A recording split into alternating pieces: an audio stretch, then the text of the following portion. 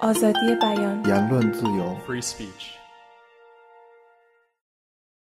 You raise a very interesting issue, which is that Islam, at least in the 90s and the last couple of decades, has been the religion of arguably a vulnerable minority in this country. And there's a distinction, in this country, obviously, not in Pakistan or Saudi Arabia, and therefore there's a distinction between the vulnerable minority and the secure majority.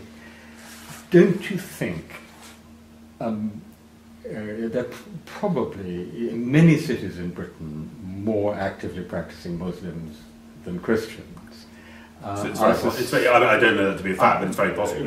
Certainly in Bradford, for example, and our society is clearly becoming so much more diverse that I wonder whether this way of thinking, which has secure majority, vulnerable minority, is not somehow being overtaken by a genuinely multicultural reality. In the same way, in a way that the character of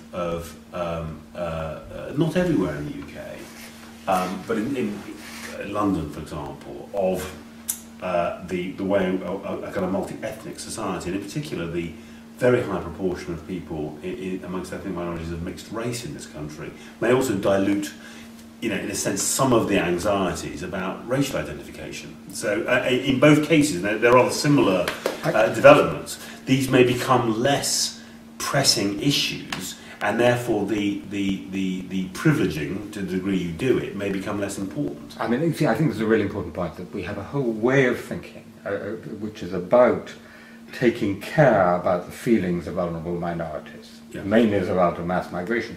Now, in a city like London, we're getting so mixed up together. There's so many multiple identities that, in a sense, one has to go a step further and say there has to be a set of rules which, in principle, apply to all individuals.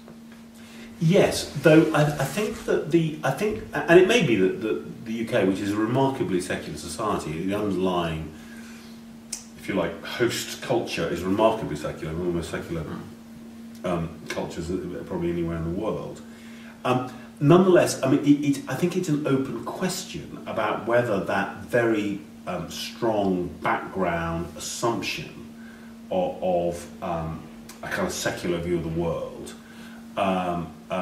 will stay at its current level, will take over completely as a kind of form of manifest destiny, which many secularists believe.